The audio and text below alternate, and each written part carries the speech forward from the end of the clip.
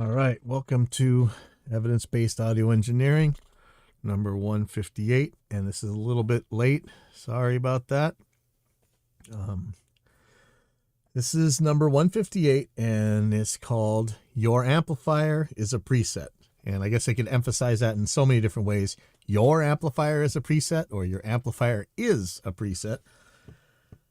We'll talk about that in the end if I don't get bumped off. And let's see. Let me get to what we got. So first of all, some years and sometimes at NAMS, this last couple of years kind of rolled into one, last 3-4 years. A lot of times there's vaporware. One time, a piece of vaporware won our allegedly most prestigious industry award, and it never existed. It was never built. Just like so many industries, the media for this industry is bought and paid for. I mean, it's a joke. Some of you guys know the story about getting reviews of Reaper in the early versions of Reaper into the magazines and stuff, and the truth about how that's supposed to work and what happened to us for not playing the game, but it all worked out, didn't it? But 3 out of 3 of the last things that I thought could be vaporware really weren't. So there's 3 things. So let's go to UAD Luna. And I actually heard from one of the developers on a forum. I think I had thought that it was a rebranded older DAW, but I guess this is ground up. And this isn't the same UA that I used to have the fights with all the time. I think they're probably a lot better. I know I still don't recommend the UA stuff, but it's not really anything but how things happened in the past. They could be a lot better now. But anyway,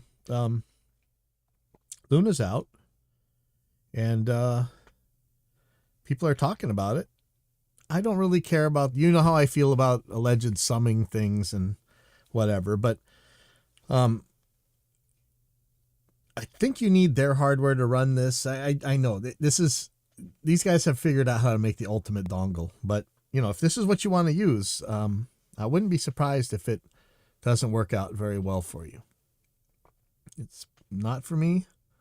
Could be, but I'll stick with Reaper for now. But the important thing is it's not vaporware. The next thing that was going to be vaporware was the the Pod Go. Pod Go is gone fine. I've seen many in person, and seems to be doing pretty good. Very glad that wasn't vaporware. What was the last one? So we had the Pod Go. We had the UA Luna. There was a third one that was, the Neural DSP Quad Cortex. No.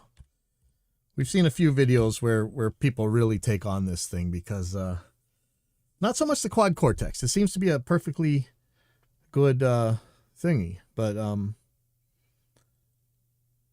the way Neural has like a new plugin every week, I really like, my problems with Line 6, but I really love that the Helix and Helix Native are just hand in hand. When something comes out for the Helix, it comes out for Helix Native. If Neural would do something like that for the Quad Cortex, like a native Quad Cortex, instead of a new plugin every week that's named for somebody, but it seems to be the same sort of stuff, and you can't really share things between them and stuff. I don't know. What are these things going for? Why are you showing me all the wrong things? $3,000? No way. I don't think they're $3,000. Are they not for sale? I know they were selling for a little while. Neural DSP Quad Cortex. Are they not for sale? For real? $2,700. I mean, the thing doesn't even have expression pedals on it. I don't know. I guess, like, what am I saying? I have this Helix. I had to put it in a pedal board anyway, so I guess you could put expression pedals on the outside of it. But, yeah, I don't know. These things, it's not for me, but it's not vaporware. That's the important part. It's not vaporware. Neither is the Pod Go, neither is a Luna.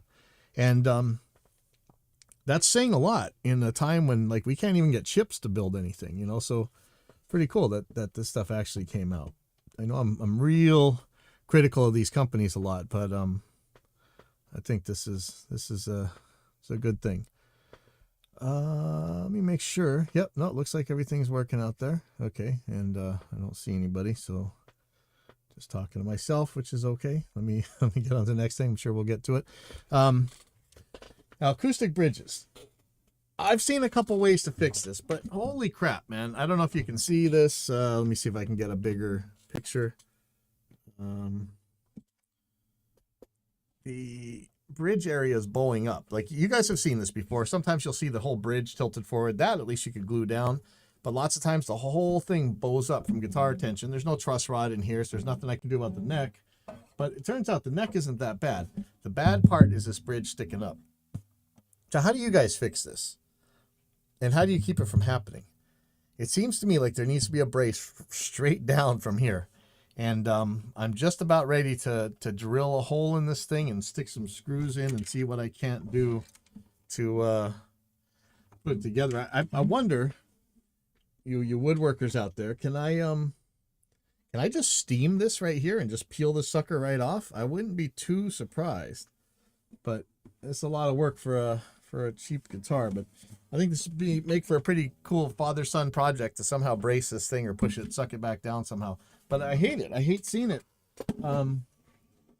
Show you. Okay, so that's a cheap guitar. That came for like $50 or something. This is a very expensive Taylor 12 string with the pickup on it. The whole deal. This is like a no joke, not a cheap guitar, but just like the cheap guitars, this bridge is bowing up, and it's making, the action's not too bad yet. This one does have a truss rod, thankfully. You guys put truss rods in your guitars, you cheap pieces of crap. I mean, what does it cost? $10, $20? And then the amount of money that's going to cost later after the fact if you didn't put a good one on, like my poor Carvin over here. Like, that sucks. Come on, you guys can do better, please. And so if you guys got tips on how to keep those things to fix that bow, aside from like straight drilling holes in the thing, which I think is what really needs to happen, let me know. I remember there was tricks about like sticking sponges in your guitar case or you know, heating it. I have hot glued them, or not hot glue, but heat gunned them down before, but wasn't a very happy thing. So I'd rather not do that. Next, what do we got? We have, Brandon Heyer has this video up where he shows, let me just read this. It says, "And Justice for All didn't suffer from a lack of bass." I know all you Metallica guys are about to freak out on me. But what is this? I have a bunch of amplifier plugins I use in Reaper. I was wondering if I can use a physical amp in Reaper and apply the same effects to it that I apply to the VST plugins. Of course you can, with some caveats, right? If you want to put one in front of the amp, you're going to have to use reinsert or something like that, and you're going to need a reamp of some sort, I think. I know I've seen people argue back and forth that the reamp's not necessary. It seems easier to me. There's a couple people that have some tricks on this, but I know Glenn has some like super reamp that he loves, Glenn Fricker. But yeah, things might act a little bit differently, but it's surprising how little differently they act. So if I can get a load box onto an amplifier, if somebody insists on using their amplifier, I'm still probably going to split it out to a DI in front of it so that I can change things if I really have to. But as much as my early days on the internet were usually videos about how to mic guitar cabinets, I don't really care about mic and guitar amp cabinets anymore. I love the impulses. With impulses, I can get the exact mic sound that I want, with a lot less trouble and a lot more surety than I could with the cabinets. And I still, I got my ISO booth. I still teach the kids how to use multiple mics on guitar cabinets and things, but most of the times when I record amps around here anymore, I will take the amplifier's output. Hopefully it's actually going to a cabinet, but I have that thrown in the ISO booth, so it's not hurting anything. and then I send that to Impulse, whatever. I use that with effects all the time. I love it. Yeah. Oh, through the emulated output. If you like your emulated output, what amp is that through the emulated output that you like? I've heard some good ones and I've heard some bad ones. The only thing with doing it through the emulated output is that you're stuck with that impulse. But if you like it, forget it. That's it. You just go ahead and take that. If you really like that, I know guys with Black Stars that just absolutely will not use an impulse and they won't put a mic in. They like this amp, the speaker modeling thing that it comes with. Yeah, so then any effect that you'd normally put after a cabinet should work fine. I know some people don't like to put harmonizers after cabinets, but I think that's kind of a special case. And even then, I've got a couple chains that I A/B between where I put it before and after the cabinet, and it seems pretty good either way. Okay, Roland Cube. Oh yeah. See, it's you Black Star people, man. There's something. I complain because the one Black Star that I have normally around here has the weirdest ins and outs, but it's a transistor one. Sounds really good, but doesn't have very good ins and outs for dealing with the real world. Like not really having an effects loop, really. But I keep seeing people bring in these Black Star heads, and they love the sound of the speaker simulator. And I like the one on that one too. It just sounds awesome. I don't know what they're doing that's so different. I mean, everybody thinks they got a speaker output, but for some reason, Black Star's got just this sound to it. In this, I think it's more like people say that it feels right when they play it. I know that sometimes you can take a line out of an amp and maybe you don't get the reactance from the speaker cabinet. I'm not 1,000,000% sure on that, but that's what people say. And so they aren't quite as happy playing it. But when these guys play these Black Stars, and they just take the speaker out, they love them. It's a weird thing, you know. I mean, so whatever they figured out, it's very interesting. Okay, as you say, the Marshall MG15 does it well. Cool. But so this thing from Brandon. I'll start this over just before all the Metallica people just kill me. But he says, "And Justice for All didn't suffer from a lack of bass." So there's a meme about there. There's a million memes about there. Hey, where's the missing bass guitar on and Justice for All? And because of where I ended up in the recording industry in the 90s, I was kind of on the, I had to be on the other side, the flotsam side of that whole thing. So, I just tried to keep my mouth shut. I didn't want anybody, this wasn't a fight I needed to get in. But Brandon's saying it was a lack of mid-range. On every album with Cliff in the band, Lars had the bass turned down. This was done so the bass wouldn't clash with the drums. But on every album, the band had mid-range. On Garage Days, which came out before Justice, Jason's bass had mid-range. Everything had been scooped on Justice to fit a certain aesthetic. But when you lower... why can't I see I click the see more and it goes away. Okay. But when you lower the bass to keep the lows from clashing with the drums and you have no mid-range there, it gets swallowed in the mix. And so he plays a video where he's turning up and down the mid-range on the guitars, on the drums, and on the bass. And when he puts the bass mid-range on, it does come back to life. Now, I know that Metallica is a religion to so many people. So no matter what anybody says, somebody's going to completely disagree. But it did sound pretty interesting when that went up. But, I'm going to lose all credibility here, but it didn't kill me, that bass sound on there. So it's Access 2084. I love the VST plug-in amps I have for Reaper, though. I doubt the physical amp could top them. The free ones like Poulen's, Hybrid, yep, and Soldano are both pretty awesome. What happened to Les Pou, man? Like, I think somebody was on here talking about some of the DSP a couple years ago, and the Les Pou amps were some of the first really decent ones. I mean, there's some really good stuff in there. I love that LE456, whatever that thing was. I loved this stuff. And then the cabinet thing that would let you load a bunch of cabinets. It's awesome stuff. I mean, honestly, and I know this, again, strains credibility for me, but I tend to like using software amps better than I like using hardware amps. For me personally, I never got the sound in a real amp that I can get out of my plug-in ones. I just love the sound that I get. But I know that it really... that's one of the things that can disturb people while they're recording. They just need to feel in their natural habitat sometimes. So I don't mind, but Again, I always take a split. I always split that sucker after like WAS and whatever else. And then I'll send that into a DI, and I can always put a different amplifier on it. So next thing here is, okay, so this is somebody on the Reaper forum, I can't remember who, used to say that if you really dug deep enough, most manufacturers actually had ASIO drivers for their interfaces or sound cards or whatever you call them. Allegedly, even the Behringer ones where they tell you to use ASIO for all, if you dug hard enough, there were actual ASIO drivers out there, which is bizarro because, you know, there's a certain range of Behringers after the very bottom that have, I think they're a Desicon. I know he calls it Desicon, the TAF bench guy, but they use those drivers, same USB drivers as pretty much everybody but RME uses.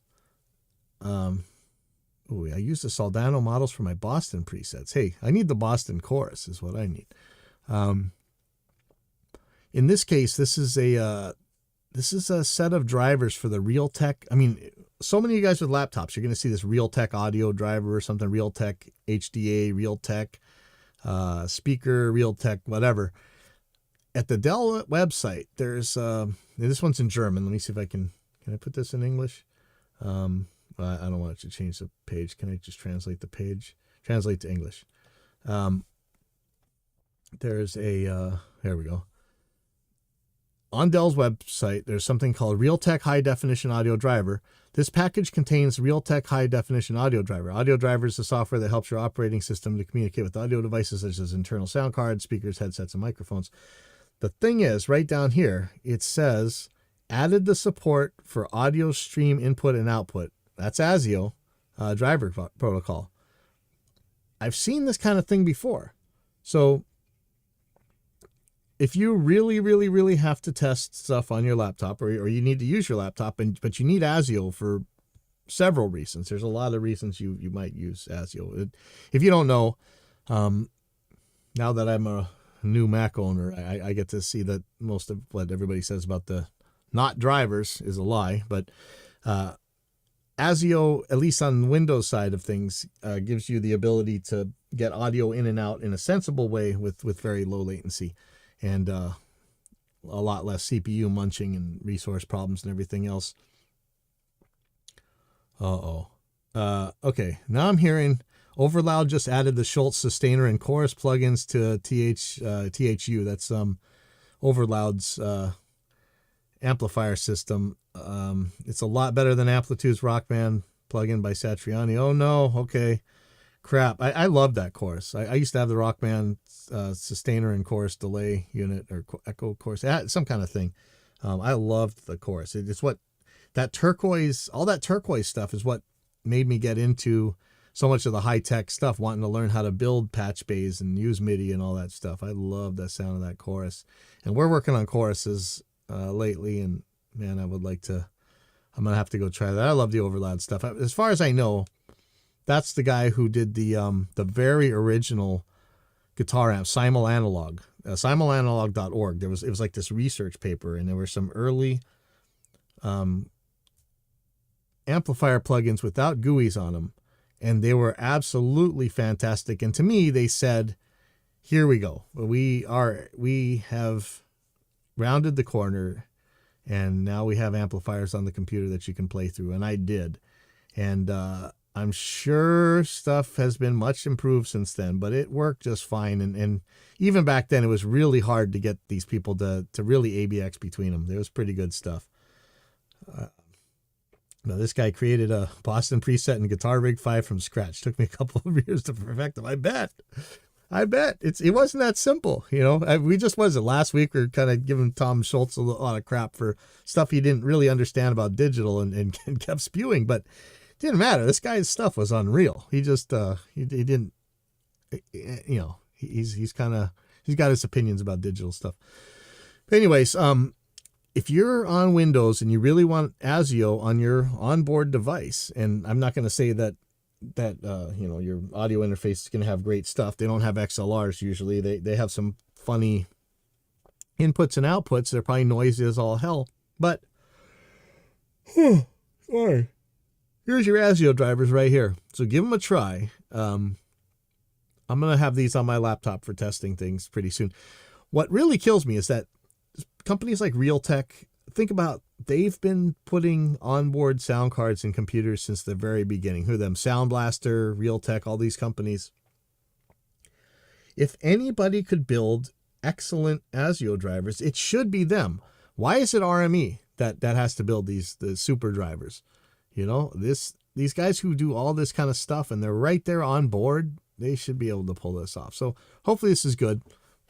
Next thing, somebody, why was I? This guy has a needs more inputs, ADAT preamp or interface upgrade, and he's got an Audient ID14 Mark II, and what does that look like? Audient ID14 Mark II. Let me see what's in and out on this thing. Interesting. It's one of the little tabletop looking things. There we go. It's in Sweetwater. I don't want to view the image. I clicked the wrong thing. Okay, I'm going to Sweetwater's webpage right now. Oh, why are we stuck?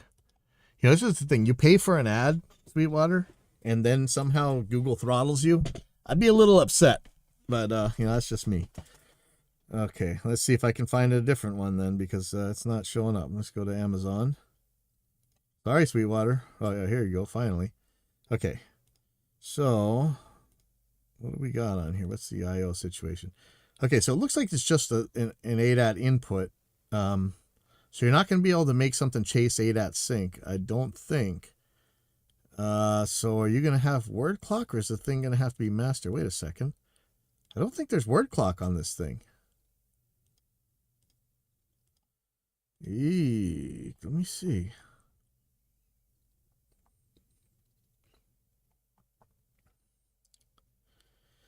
Let me just type in word. I don't see word. Yeah, this is crazy. What about sync? No sync. I suppose that you're going to have to get if you're going to use a 8-channel converter for this thing to add the more channels, you're going to need something that is going to be master. And this is going to have to chase. Is there a way to tell this to chase? Like, hopefully in the control software or something, there's like there's a switch that'll let you chase.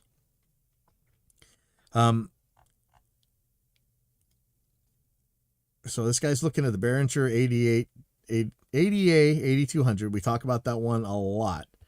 Focusrite Scarlett Octoprix Dynamic, and the Audient ASP 800. The Octoprix Dynamic, that's what I'm using right now for playback, and I'm using it for my digital to analog as well, because it's got both ways. But it won't do you any good on this Audient because it doesn't have an ADAT out. So I would be looking at the Focusrite Scarlett Octoprix or the 8200. I know I haven't bought any 8200s, even though I'm sure they're fine. I've been okay with the Focusrites, especially the newer ones where you don't have the same word clock problems. But I do have on my, let's see, Pipeline Audio 8-channel ADAT. Let's see. There's an article on my page. Yeah, right here. Non-interface 8-channel mic pre's to ADAT. I think I got to update this a little bit, but here's a whole bunch of choices you got for it. But again, that Scarlett Octoprix is probably going to be pretty good. I'd like to know about that Behringer. I don't know about that Audient one. Is that what I'm doing? Like ASP 800. There was 2 of them. One was a lot more money, and they only had ADAT out. Yeah, I don't know. I would probably, I don't know if the Behringer has the DIs. I don't think, yeah, it doesn't have any DIs. The Focusrite has the DIs. I think they still don't handle level all that well. So I'm not really sure, but see, there's more praise for Boston. I love Boston. I love the sounds. And remember when those multi-tracks came out from Guitar Hero or whatever, and you could actually solo the vocals from Peace of Mind. What an amazing singer. This is ridiculous, man. Very, very cool. So anyway, if I were you, guy, I would probably get that Octopre. Not the Dynamic. The Dynamic's not going to do you any good because you don't have 8 outs on that ID14. I don't know that I'd get another interface. Unless you're getting an RME, you're going to get the same drivers if you're running USB. You might get a little bit better features or whatever, but it's really going to be the same performance. Okay, so next thing, and I was hoping somebody could come on and talk to me about this. I did talk to people over the week to clear some stuff up, but this guy posted a poll, and it's kind of not really what this conversation ended up in, but it said high-res audio, truth or fiction?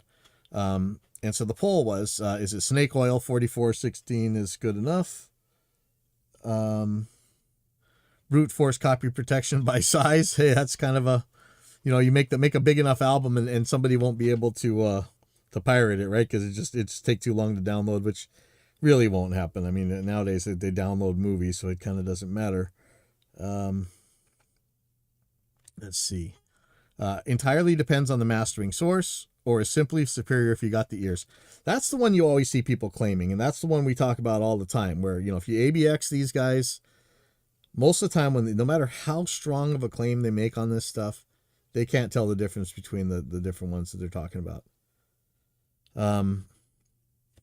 But so he's, this is Professor Rhino, Prof Rhino, says, here's a topic I've been thinking about a lot over the years. A few buddies of mine have recently jumped on that dubious train and bombarded me with 2441, 2496, even 24192 of some of old favorites, some even being needle drops of 50s jazz records or live audience recordings of rock concerts. I'm talking finished consumer stuff, not working files during productions. So the source quality rule's out the window, right? You already are on that target format. So what are your thoughts on this controversy? No lossy discussion, please. That would be a separate thread, of course. Of course, it went to like MP3s and stuff. We're talking Wave 1644.1 or better here. Please specify your basic playback chain and some recordings your opinions are based on. I wouldn't even go there. I don't care about your playback chain. I don't so much care about the recording. If you can't show that there's a difference, or if there's not even a plausible difference, I don't really, because what's the thing? When I used to stand in front of that racks full of bajillion-dollar mic preamps and I'd end up using the Behringer stuff just to piss people off, there's a lot of claims about, if you had the ears, you could tell, or if you had the right gear, you could tell. But no, when I give you guys the right gear, you still can't tell. So, let's see. One guy on the gear page said that you need Gibson T-tops to get the Boston tone. Tom Schultz yanked his Gibson pickups and replaced them with pickups straight from Larry DiMarzio. Oh, man. See, that's another one like those old Jimi Hendrix myths. That's funny as hell. So he says, I'll let you guys comment first and chime in later this weekend. Don't want to influence the responses more than I inevitably did already. I'm seriously interested in this discussion. Please keep it civil and on topic. Here's a big thanks and to all contributors. Forgive me if I won't reply to everyone individually here. So as it went on, I just put in before God of the Gaps, because we know there's going to be a God of the Gaps argument here. And I found out that on the gear page, you're not really supposed to say God of the Gaps, because I got a post taken down for it. They didn't take down this one. Strangely, it's funny. This part of the forum is a little bit more science-based than the guitar parts of this forum. So they tolerate science discussions a lot better. Not always. Remember, I had to actually block a couple guys, including somebody who worked at one of my favorite studios, just because they're just constantly accusing you, if you don't believe in magic, of being full of crap. There will always be people who will just make blanket assertions.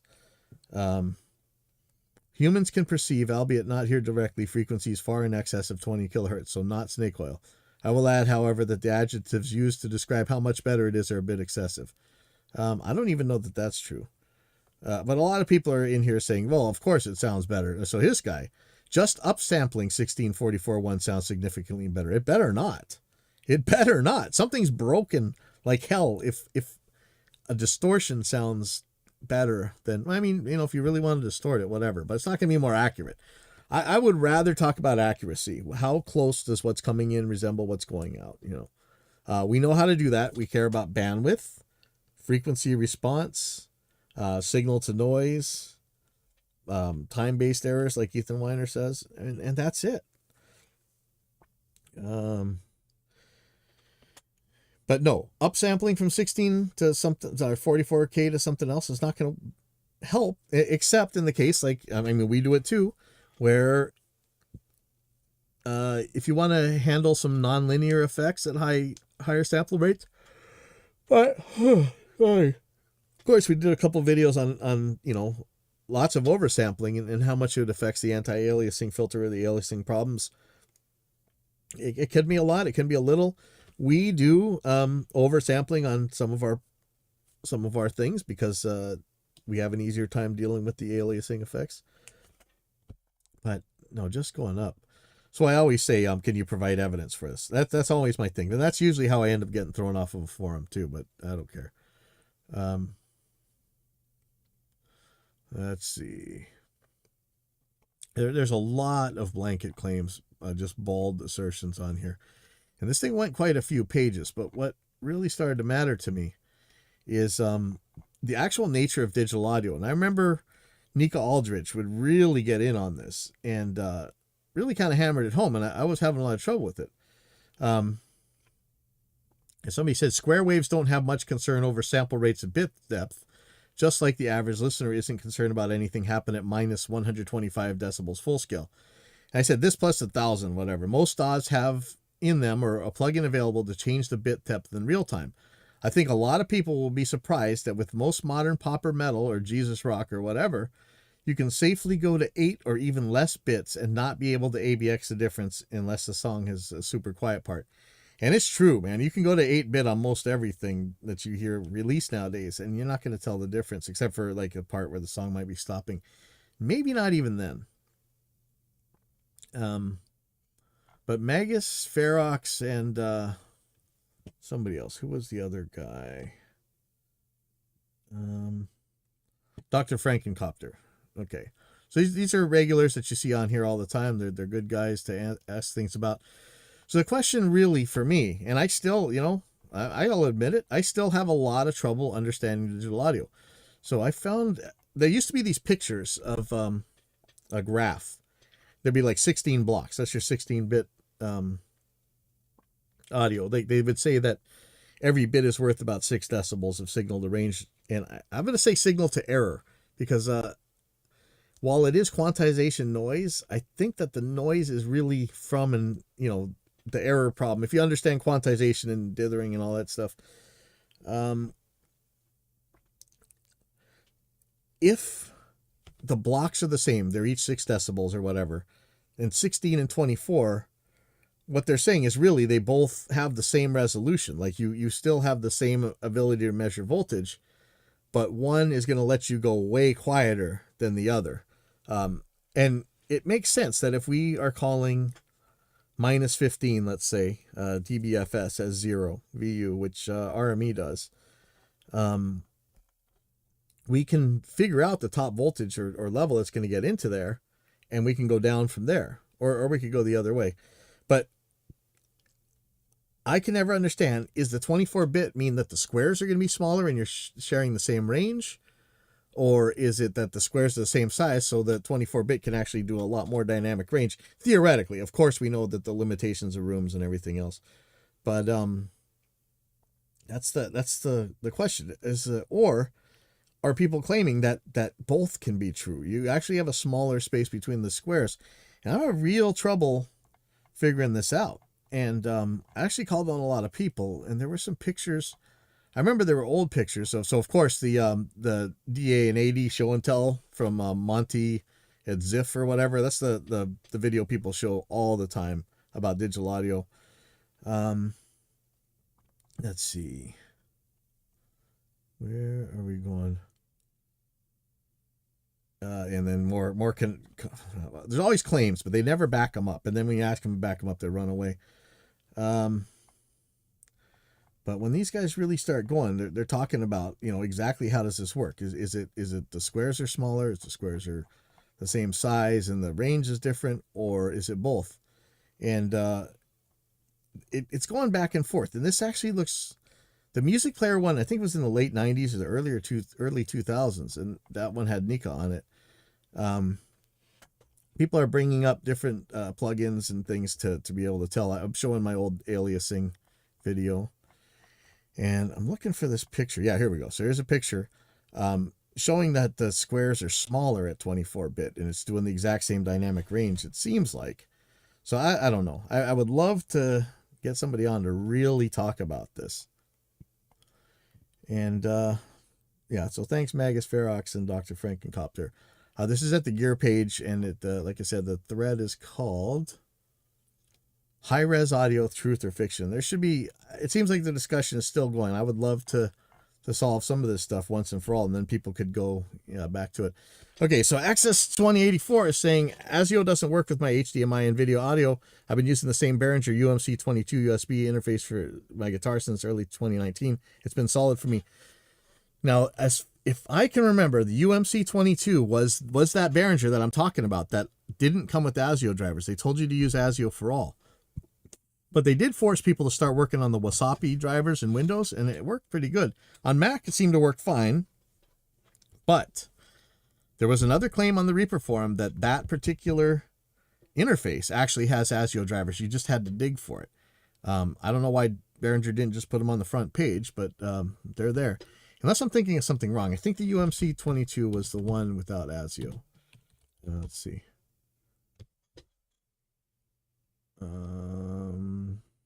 Look at Behringer. Because I know there was one that didn't have ASIO, but there's no ASIO on the page. See, Google's so useless lately. Yeah, I think that one was the one that there's an ASIO driver in there somewhere, which is real interesting. I use the HDMI through my home theater connected to my PC. It makes the doublers I use sound a lot nicer. Yeah, I bet. That's awesome. Let's see. So the last thing I got here, and this is why I titled the thing is I got in a big old fight with the gear page guitar section, which, guitar forums in general seem to have a lot more religion, magical beliefs. It's a lot like the audiophile type forums, and we got to be honest, the recording studios are still full of guys with Shakti stones and $1 million speaker cables and painting the edges of their CDs green and all the other crap. But guitar players will dig their heels in on this. And one of the ones that I always get in on is the when people are just hammering on noobs about somebody will say, hey, I wanted to try this pickup and I have this guitar, and like the whole forum will jump on top of them. You stupid noob, you can't use that pickup in that kind of wood. So you guys know what side of the whole tone wood myth thing I fall on, but even if it were true, the pickup's still going to sound good in whatever guitar. It's still going to sound like that pickup. Get out of here. And I'm just tired of people just making bald assertions against noobs. And we talk about this all the time. You guys I'm sure you're sick to death of this broken record. But when you're going up against a professional and you're still saying really dumb things, and you don't want to back up your claim, there's a whole burden of proof. If you're claiming a magic phenomenon, you got to bring the evidence.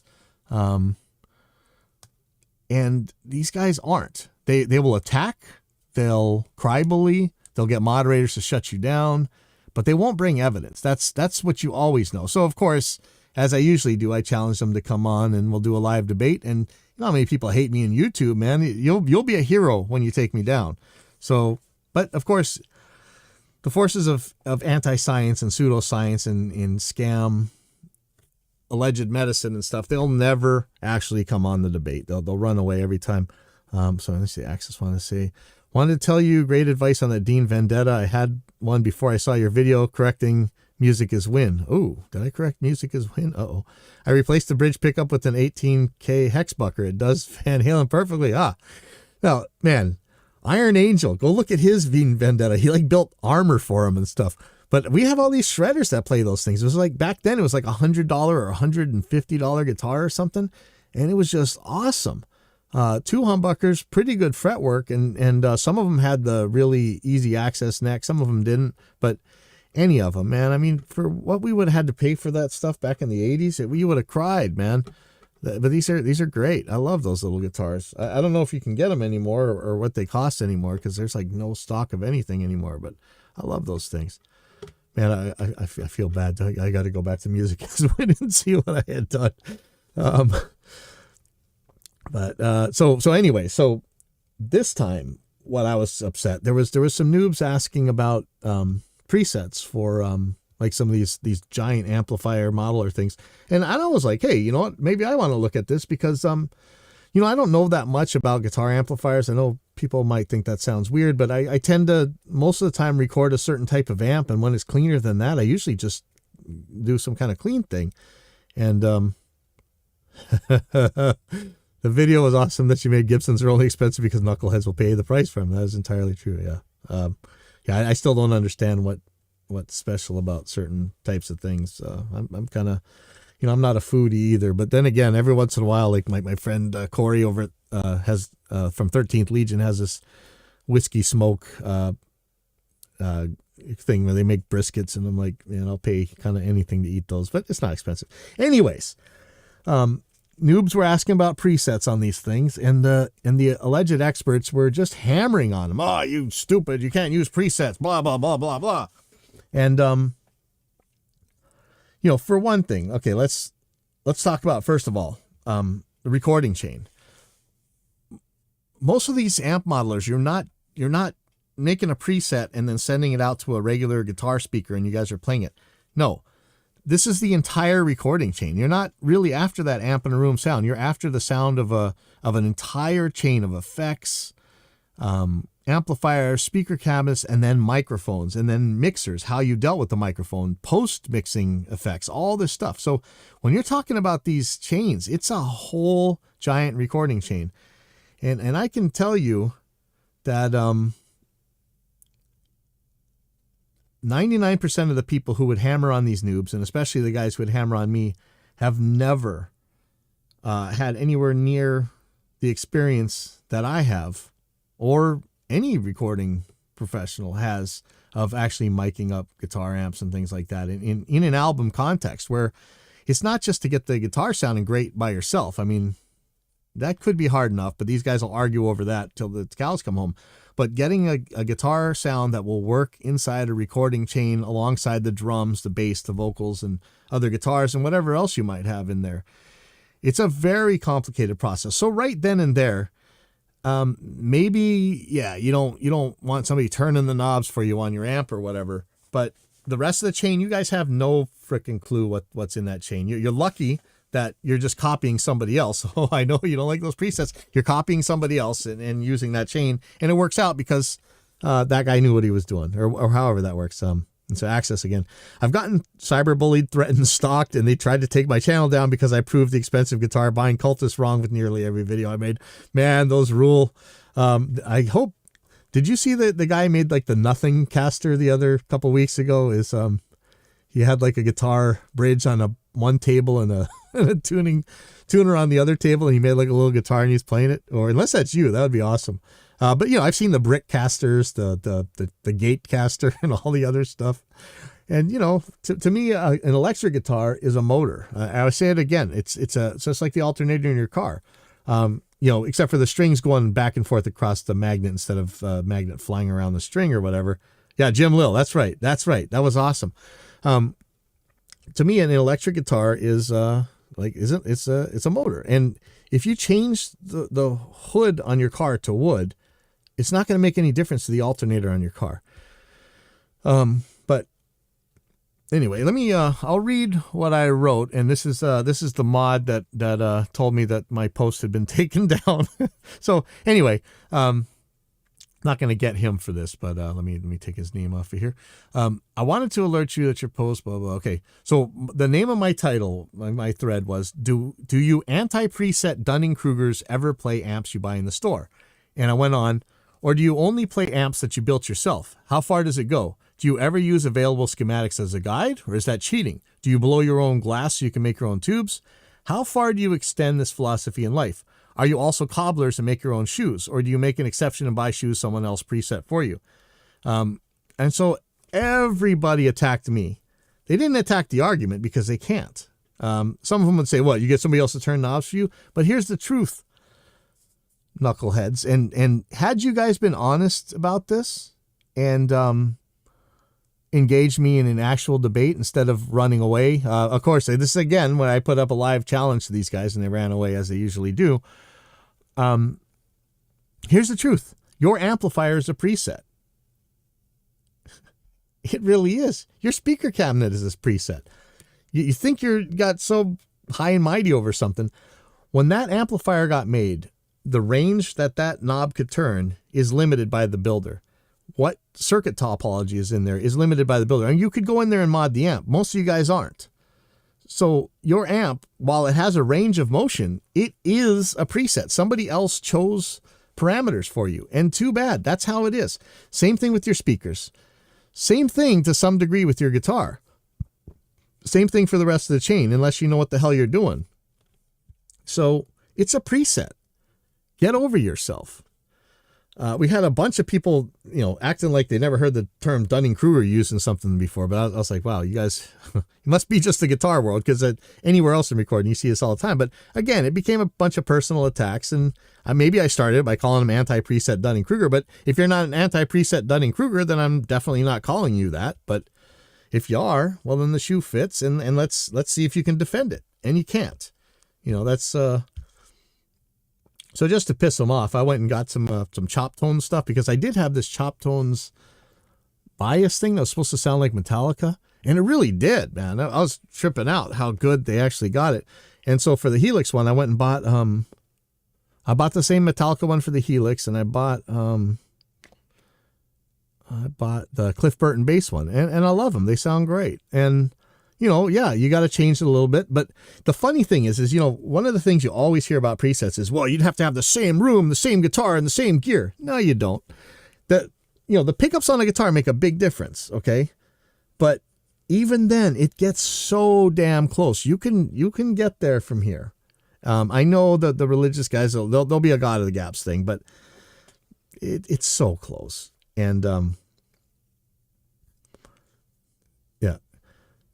this guy, I do covers. I'm just continuing to do what I did for 30 years on stage. I played budget guitars nearly all that time. The audience didn't care. No, the audience didn't care. They want it to sound good.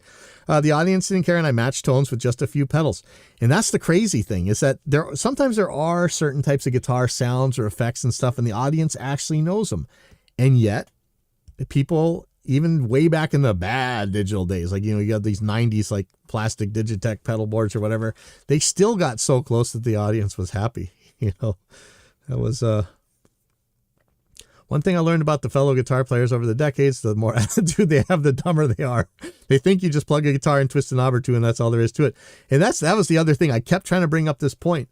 You can get this super glorious tone in your room. All these guys are talking about how good their guitars sound. But when you're in the recording studio, those are the guys that give you nightmares, because they have their sound, and you're never gonna, a microphone in front of anything doesn't sound like that sound. I mean, a recorded guitar doesn't sound anything like your guitar in a room. It just doesn't. You can get things you're happy with, but it's a very different thing, especially when mics are EQs. How you move the mic is an EQ. It chooses a lot of things for you. So these guys with the modelers and the presets with the already done impulses and stuff, they're actually getting a hell of a lot closer in the studio to what they sound like in the room. It's yeah. All the idiots who challenged me online, I challenged them to prove their claims. Yeah, and not one of them took me up on a challenge. That's right. I got to just have you on my normal show every time I make these challenges, because they're boring, because these guys never show up. So we need a couple people on here to make some trouble, and then maybe they'll finally show up. They just give me attitude, so they don't have anything to prove again, and ran. Or if they don't run, what do? They call the mods on you and get your thread taken down. Or better yet, like, man, there's a couple times in the Reaper forum where you had a bunch of Dunning-Krugers that didn't understand computers. And, I know it's another religious thing. You don't talk about overclocking. But the thing is, certain chips, like the K series on Intels, they're made to be unlocked, and they're made to run as fast as they want to run. And there's certain ways to do that smartly. And I said something about it on the Reaper Facebook group. And John Tidy, man, I know you're my good buddy, but you got to mod better. This guy always lets these idiots run rampant. And now we say right at the beginning, please, this is a technical question that deserves a technical answer, not a religious sermon, not a moral judgment, but sure enough, they all jump in there. You can't run overclocking on a studio computer. You're going to blow up the entire world. This all just dumb crap. Like they have no idea what they're talking about. And so, I bring in, I quote Jim Roseberry. I quote, Vin Kergliano, the two preeminent DAW experts in the universe. Anybody want to fight me on that one? I don't think so. We can try, but those guys know what the hell they're talking about. And they don't always get along, but they both agree on the basics. And these guys are like, well, I don't care who that is. I played a video game last week, so I know what the hell I'm talking about. It was the craziest thing. And it's the same thing with these guys. They don't want to answer questions. And so many times we bring this up. That was that old Gear Space, whatever they call it now, thread about a guy talking about sample, where all the noobs came in. It's like, you can't use drum samples. And like all the pros are like, we all use drum samples. And somebody answered. The guy asked the technical question. It deserves a technical answer. And I think that's exactly how we want to be on this thing. If you ask a technical question, you can get a technical answer. If you really have a moral judgment, sure, but please don't derail every single thread. Like the Reaper users group is almost useless because of crap like that, So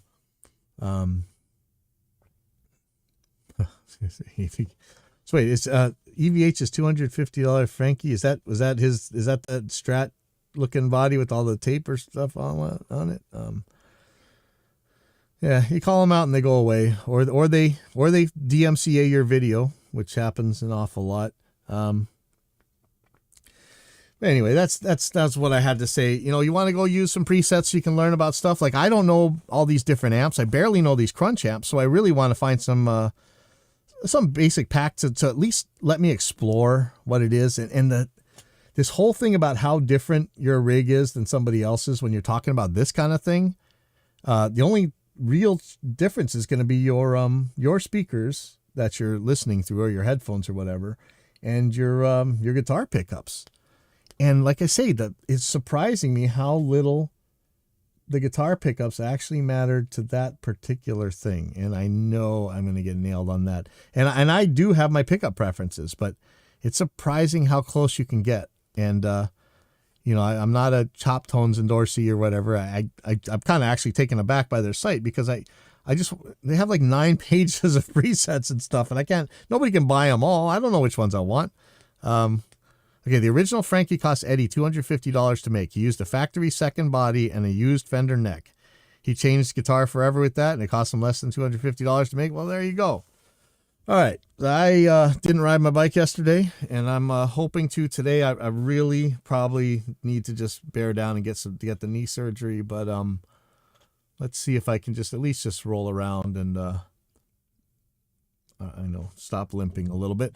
But I'll see you guys next week, and thank you, Access 2084, for stopping by. And I think I need to have you on some of our shows because you know what you're talking about with these. I don't speak guitar all that well. You seem to really understand this stuff, and I don't. But I'll see you guys next week. Please, Access, give me a message so I can figure out how to get a hold of you. And I'll see you guys.